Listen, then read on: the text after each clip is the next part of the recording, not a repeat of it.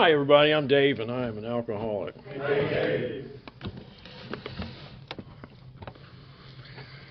Oh, boy. Well, first, I'd like to say that I feel very blessed to be here and feel very fortunate to have this crowd of people to support me. And I don't know what else to say. I'm done. No, actually, when I came to Alcoholics Anonymous, people said I needed to be willing to take a few suggestions, and so I did. They said that I should bring a few notes with me, so I brought a few notes. And I hope it's going to help me get through this. We'll see. They also said I probably need to get a sponsor to help me cipher through some of this stuff so I didn't make mistakes like that. So I did. But I guess I'll start at the beginning of the story, which I'm 62 years old. I grew up in Virginia on the coast. I had a mother who was an awesome caretaker and enabler, who was more than happy to help me continue everything that I was doing.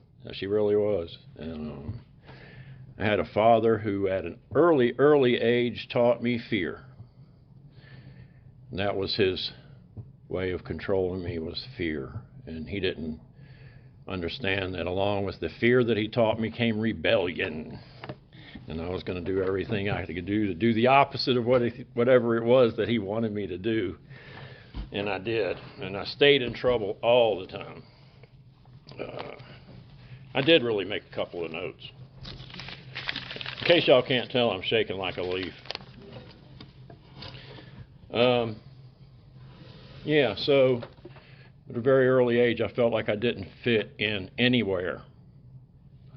I didn't. I didn't fit in at home. I didn't fit in outside my home or with my friends at school. I can remember telling my father, that I didn't feel like all the rest of the kids. I never had anything to say, nothing to talk about. They were all laughing and having a good old time, and I couldn't participate. I felt different from everybody else. And his answer to that was, well, just get over it and do it. Because that was his answer to everything. Just get over it and do it. And so the way I got over it was I found his bottle of Jim Beam, and I started taking hits out of that bottle at about 11 or 12 years old. And so that began the trouble, because I was in trouble from day one. As soon as I took the first drink, I was already in trouble with him for stealing his alcohol. And I stayed in trouble with him. He and I don't even have a very good relationship at this point in our lives, but it's okay. It's gotten better. I know that by coming to Alcoholics Anonymous, my life has definitely changed, and a lot of things have changed and gotten better than they used to be, because I didn't know how to live my life. I didn't know anything about living life.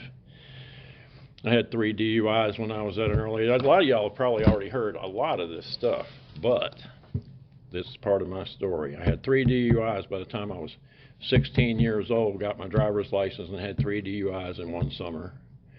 Totaled a car.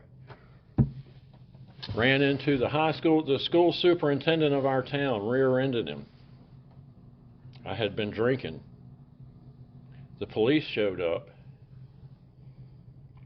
took me into his police car, in the front seat, in the summertime with the air conditioning blasting. I know I was breathing, 100-proof alcohol out everywhere, and this man never mentioned anything about it, wrote me a ticket, said, be on your way. Have a nice day. I'm thinking to myself, now, thinking back, how in the world did that really happen? Today, if that happened, I'd be under the jail. But they let me go. And that kind of a lifestyle continued with, and I don't want to offend anybody, but this is just the facts of my life. I got into heavy drug usage. I'm sure there's people who can relate to that. But this is Alcoholics Anonymous, and I will tell you that alcohol played a large role in my life, as well as other drugs and stuff. Went through all the judges, courts, and got sent to Alcoholics Anonymous when I was very young to please the court and to not have to go to jail, I guess, because, you know, jail time was pretty heavy then. I had to go to Alcoholics Anonymous through a program called the Virginia Alcohol Safety Action Program. They required me to go to Alcoholics Anonymous meetings. And back then, I was just a kid. I walked into the first meeting, and the room is all brown. The walls are brown, drippy with nicotine. Everybody's sitting there smoking, you know. I walk in, and the guy says, "What's your name?" "Welcome. Sit down, shut up. We'll let you know when you can say something." It's like, all right, this is not the place for me. Absolutely not the place for me. But I went, I satisfied the courts. The point of all that is that my life just continued to spiral downhill. It never got any better through all of that activity. I found a higher power a long time ago, though, in my addiction, sitting in a jail cell getting ready to be shipped off to a state prison. And I learned some things. I learned that that higher power had been with me all along, and that even me pleading for him to give me the answers to some questions is what kept my life going, because I was ready to end my life. I never got the answers that I wanted to hear, so therefore I didn't continue through with that plan because I wasn't sure what was going to happen. But I always asked God, what happens after you breathe that last breath? What happens next? And He never would give me that answer. And then finally, sitting in that jail cell, I got that answer, because one more time I was ready to end my life. I couldn't find anything in life worth living for. And everything that I did, I ruined it, I threw it away, and I always had to start over again, try to rebuild my life. But I didn't have the skills to rebuild my life. I didn't have the whatever it took to rebuild my life at that time. And it just kept crumbling away. So what I found out was that there is the loving, caring God that my grandmother instilled in me when I was very young was there, had been with me all those years, had taken care of me even through my addiction, through my alcoholism, had kept me alive. Still had no understanding of why, really, because I used to sit around and think, well, why me? Why me? You know, as far as I was concerned, I was the worst of the worst. Just an old drunk junkie, you know. Why is He keeping me alive when there's kids that die? Questions that I never really got answered, but I know some of the answers to those today. And I know that God is a fair and loving God. He has the best intentions for each and every one of us in store, if we would just follow along with His plan and stop trying to run everything. So that's what I've been trying to do. I got clean for 3 years and sober for 3 years by going to church. And, you know, that was a good 3 years, but it didn't last because I didn't have anything else to back it up with. I realized later that my higher power in conjunction with the AA program is what has worked for me. I think that having a higher power is absolutely paramount to being successful in the Alcoholics Anonymous program and being honest.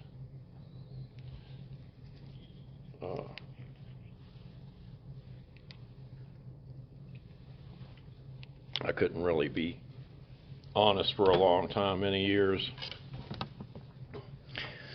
When I grew up, I thought that life was all about the things that my heroes did. People like Janis Joplin, Jimi Hendrix, you know. These were my heroes when I grew up, and I wanted to be just like them. They all died at a very young age.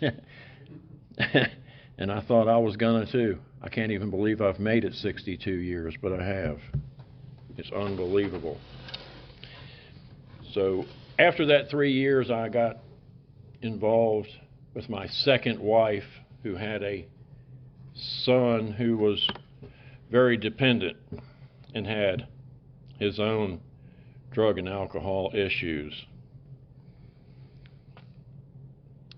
I was determined that I wasn't going to support that young man. He was 30 years old, and he was going to go out and get himself a job instead of depending on mommy. And he decided that he wasn't, and he was going to do whatever it took to get me out of the picture. So he stuck a 6-inch steak knife in my gut. And so I ended up spending a couple of weeks in the hospital and about 6 months of not being able to work, and started taking narcotic drugs that was prescribed to me by the doctors in the hospital, which took me right back to alcohol. And I went out for 10 more years. And you know, when they say that this is a progressive disease, you better believe it, because I went from 0 to 900 in a matter of a couple of days. It didn't take very long. And I never imagined that I would take off like that, but I did. And I didn't even realize what was going on until I did. My first sponsor used to tell me all the time, Dave, you don't know what you don't know. I'm like, bullshit, man, I know it all. I know everything, you know. But what I didn't know was that I didn't know that I didn't know what I didn't know. That amazed me, because I'm like, really? I thought I knew a lot of shit, but I didn't realize that there's things that I didn't know I didn't know. So by coming into this program, I found out some things about myself, some things that helped me to begin to recover from this thing called alcoholism. So anyway, I went back out for 10 years. And during the process of that, I took off so fast that I went from drinking a couple after work to eventually, in a very short amount of time, drinking 24 hours a day, 7 days a week. The worst I'd ever been in my life. I would wake up at 2 o'clock in the morning to begin to drink. I didn't even have hangovers because I just drank through them. There was no hangovers whatsoever. I will tell you, 1 year ago, this past Thursday, on February the 1st of 23, I had the biggest hangover that you can ever imagine, and it lasted for 2 weeks. Because this lady sitting right here, Jeannie, my little love of my life, said, I don't think you can quit drinking alcohol, Dave. I think you're going to get sick if you quit drinking alcohol. I said, that's bullshit. I'm not addicted to alcohol. I still didn't believe it. And when I quit, I thought the world was going to fall apart, man. I'm not kidding you. So I did that. I started going to meetings, and I got a few friends,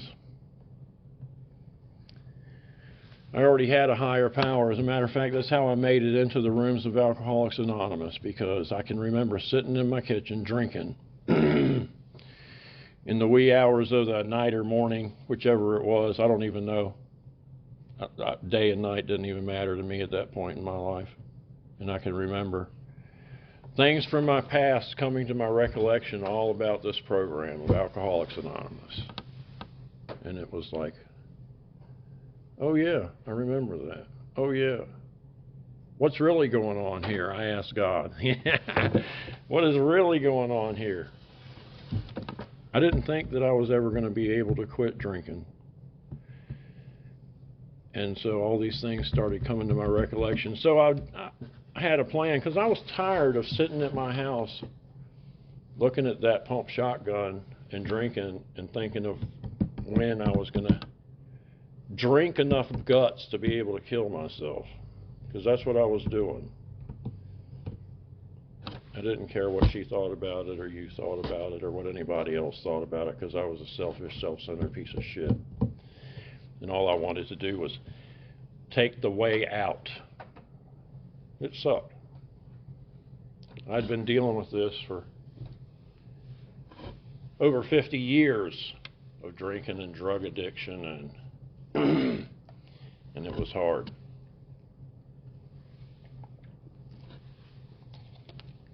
So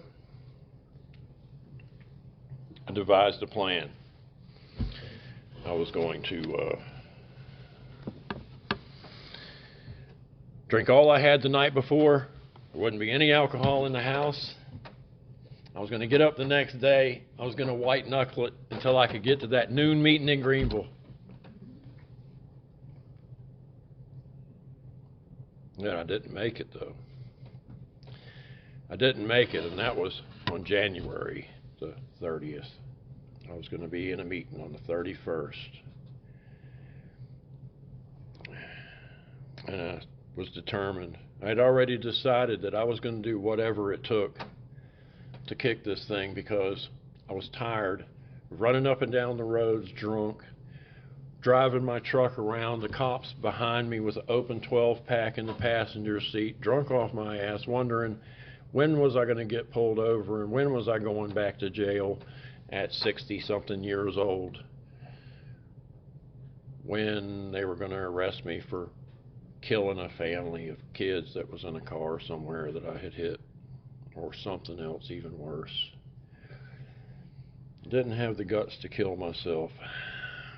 I knew better than to kill myself, because God had already told me what the real deal was with that. I knew. I already knew. So I was determined that I was going to do whatever it took. I made it to that meeting in Greenville on February 1st of last year, and I walked through that door. Alan St. Cyr sitting right there said, "What are you doing here?" I said, "I'm an alcoholic and I need help."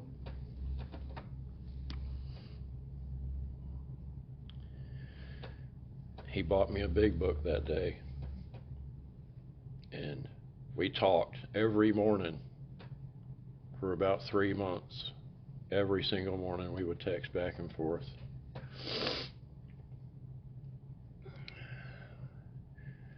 I did about 150 or 60 meetings my first 90 days, because I was willing to do whatever it took, because I was sick and tired of being sick and tired. Sick and tired of paying the high cost of low living, as they say. And it wasn't easy. I can guarantee it was well worth it. Well worth it. And I'm absolutely grateful that I finally managed to do this thing in my life, because I've spent a long time just hating to be alive, just struggling every day, man. Until you quit, you don't realize how hard that shit really is, to struggle every day, to try to keep it all straight, to try to remember all the bullshit you told somebody, and to have to shuffle your life around your drinking and drug use. 2 days after I got sober, and I had a sponsor already, and I was ringing his phone off the hook. We need to start working the steps. We need to start working the steps, man. I'm going to work these steps with or without you, so you better come on, let's go. Because I knew in the past I didn't do that. And that's why the program never worked for me, because I never did any of the work required. And I guess as I look back, I didn't want this bad enough. It hadn't gotten bad enough yet. I spent months in the hospital after a car accident. I got straight out of there and went straight back to drinking and cocaine.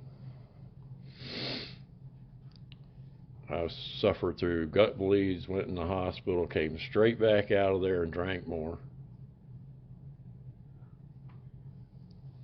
At one point in my active alcoholism, my insides hurt so bad that I didn't think I could stand it. And my solution was, well, Dave, we're just going to have to double up on the alcohol. That'll fix it. That's insanity. And I was insane. I was actually literally going insane. I didn't know the truth. I didn't care. I really didn't care. If you just left me alone and I could drink, everything would be fine. That's what I told myself. So I made it to the rooms of Alcoholics Anonymous, and I started getting sober. And I went through 2 weeks of really shitty withdrawal. It was terrible. She was right. I probably should have been hospitalized. But I had to do it, you know, Dave's way. Always had to do it Dave's way, so I did it Dave's way. White-knuckled it through withdrawals for 2 weeks, the worst I've ever felt in my life, I think. I thought my whole body was going to shake apart. But I did it. I kept going to meetings. Excuse me. I had a higher power already, and he was already active in my life. I was told when I was very young that God was real, God was alive, and God loves you and has the best plan for your life. But I didn't believe it. Now I believe it. Today I know it. I know that it's absolutely true. So I got into this program. I got a sponsor. I called my sponsor up 2 days after I got sober. I said, I've got a black garbage bag here that's got 11 pounds of marijuana in it. What am I supposed to do? He said, well, you got choices. I said, so what's my best choice? He said, well, you can give it away, you can try to sell it off and recoup some money, or you can get rid of it. You could burn it, he said. I said, if I burn this in my neighborhood, there's going to be cops crawling all over my property here. They're going to smell it. This is 11 pounds of marijuana, dude. What am I going to do with that? So I threw it in the back of my truck, and I went to the convenience center, and I threw it in the trash compactor and watched it get compacted in with the rest of the garbage. 11 pounds of premium bud.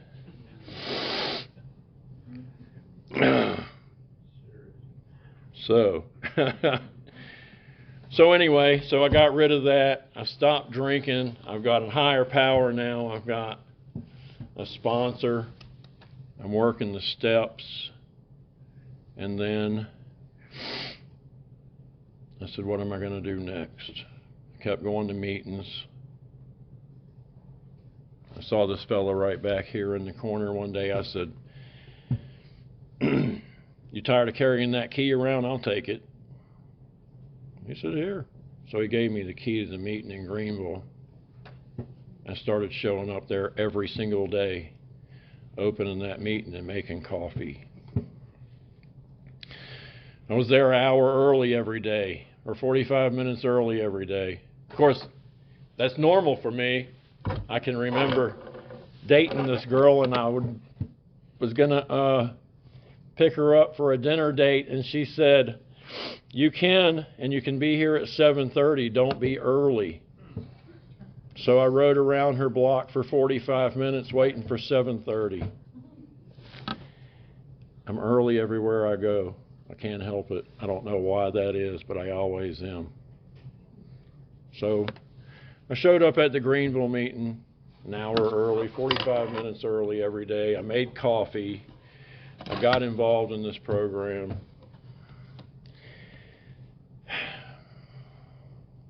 I am absolutely grateful for Alcoholics Anonymous and for all you people, my friends, who a lot of y'all have supported me all the way through this year, and I am absolutely grateful. So I picked up that 1 year. The promises actually started coming true in my life when I started getting through the steps. And I noticed that everything was coming together. I noticed that life had gotten better. I noticed that I started being more willing to do some things that I wasn't willing to do before. Like trying not to be so selfish and self-centered, and trying to keep my nose out of everybody's business. I have a problem with that, man, because I tell you what, I hear somebody talking about something, and I know, I'll tell you, I know, but it's none of my business. And I try real hard, and it's real hard for me. But I'm getting better at that. I'm getting better at a lot of things. Me and Jeannie here, you know, she sat in our kitchen across from me every day and watched me slowly kill myself on the installment plan. And I never really even thought about that until I went to a meeting one day and I heard a fella share about that very same thing about his wife. After 22 years, up and told him that she was done because she was sick and tired of watching him kill himself. And I thought, my gosh, that's what I made her watch every day. As soon as I got out of that meeting, I called her on the phone. I said, baby, I am sorry. I really am. I didn't even realize. That's what I had been doing, was holding you captive so you could watch me kill myself with alcohol and drugs. And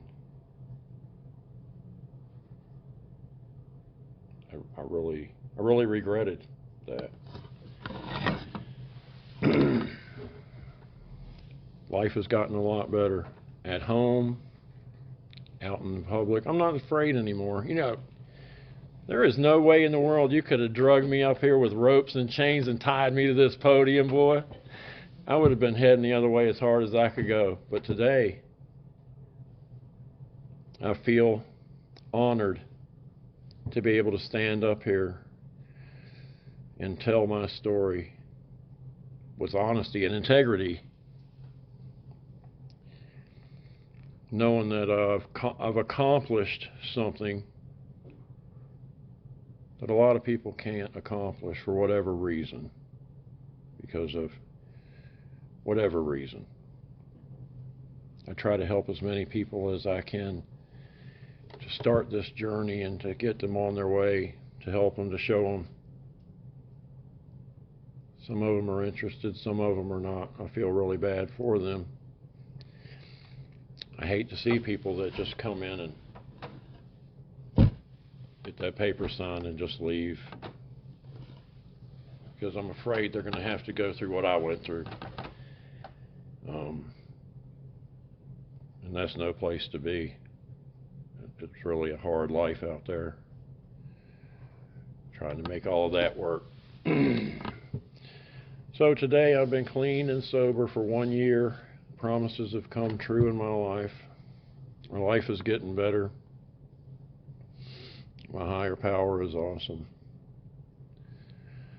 All you people are awesome. I am grateful to have you as my friends.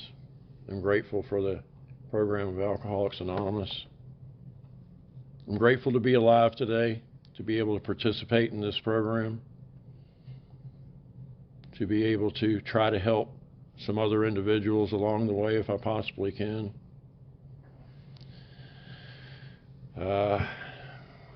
All I can add to that is this is not my story, it's his. That's all I can tell you. And I'm grateful to be here. Thanks.